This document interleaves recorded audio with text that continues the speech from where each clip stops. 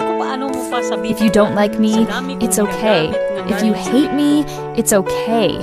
If you judge me, it's okay. If you ignore me, it's okay. Because I know not everyone will like me. I respect your choices and your feelings. And what matters is, I never hurt anyone to rise. And I choose to live with integrity and peace in my heart. Kaya ako, bago ko binta, talagang sinusubukan ko muna sa sarili ko para makita nila. At least, ayun, makabinta ka na ng maayos.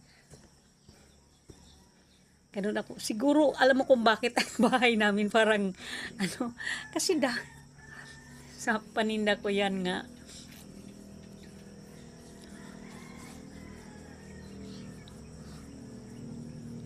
Grabe makahagod. Naglagay ako ng retinol, tapos naglagay ako ng sunblock. Kasi, nasa arawan ako ngayon.